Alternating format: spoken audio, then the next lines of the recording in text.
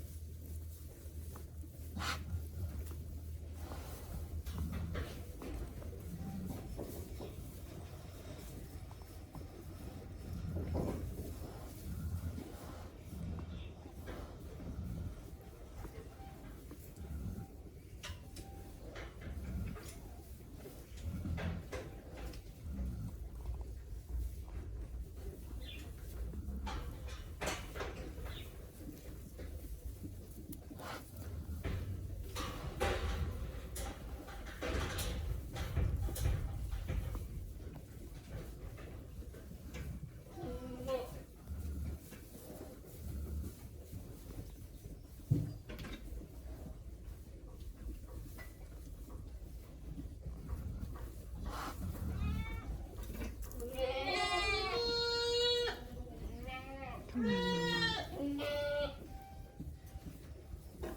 we go. Good mom. Big baby.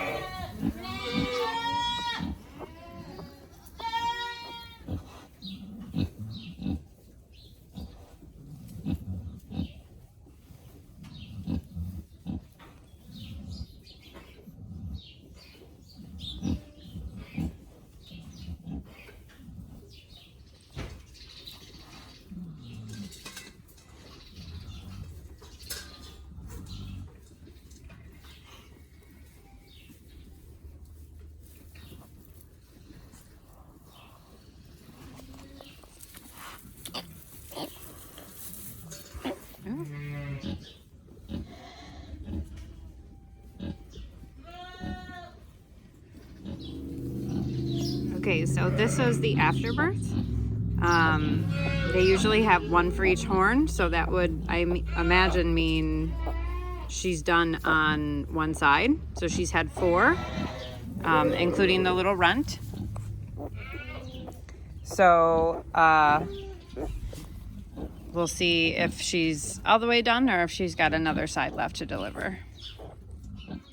So it is the next day. It is Friday, April 2nd, and Hermione ended up only having the 4 piglets. She passed a second afterbirth after the first one.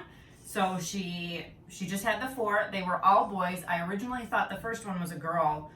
I had come out to check on her, and she had had 1 piglet behind her, and then I could hear a muffled sound, and it was this little tiny runt that I found underneath her at the time.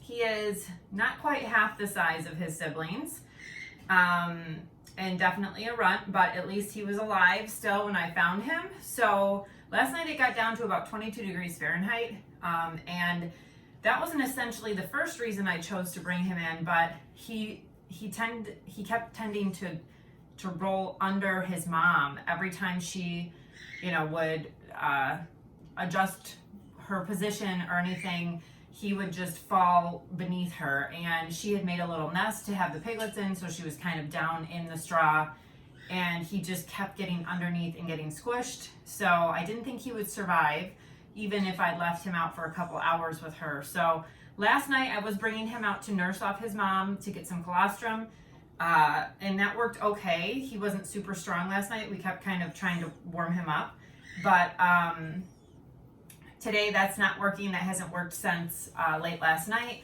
I tried to take him out at 2 o'clock in the morning, and she was done with labor and kind of over it and up and moving around. So she, step back, baby, be careful. Okay. So she was not having it. She was not letting me put him on her like she had been earlier in the evening. So now I'm feeding him milk. I'm gonna go to the store today and try to find some whole milk fat Greek yogurt. Chobani makes a good one, I'm told, and mix it with some powdered goat's milk has been the recommendation from some other pig friends of mine. So we're gonna try to get him on that today, and now that it's business hours and stores are open. But for now he's just eating whole cow's milk, which they said is a fine supplement if that's all you have on hand. So that's what we're doing, and we're gonna try to get him some food. Sometimes it goes great, sometimes it doesn't. Today is also Good Friday for my Catholic-y Christian friends, and so traditionally our family dyes Easter eggs and makes sneaky on Good Friday. So he's gonna take a trip into Watertown with me, and because I have to feed him little tiny bits every couple hours to keep his blood sugar up. And see, he nurses off the syringe okay, and I just put tiny bits, like super tiny amounts in there. And this way he keeps his blood sugar up, hopefully, and we'll keep him going. He made it through the night, which is more than I expected. I know it's very difficult to artificially rear piglets. Not quite as easy as the sheep and goat raising on bottles. So you don't bottle feed piglets because of the way that their esophagus and trachea are. Bottle feeding, although some people are successful with it, it can be very tricky and they can often aspirate. So I'm gonna try to get him to drink out of a spoon more. But for now, I'm just trying to keep him alive at this point. Keep him warm and keep him alive. So, oh, don't book that, love. So there's your update. I will keep you guys posted. Willow may be pregnant, but she's not due anytime this week or anything. So hopefully it'll be warmer when she has piglets. And I hope you guys have a great weekend and enjoy your week. And we will be live Wednesday at 6 p.m. Eastern Standard Time. So come hang out with us then. And hopefully this little guy will be a little bigger by then. So thanks so much, guys. Have a great night.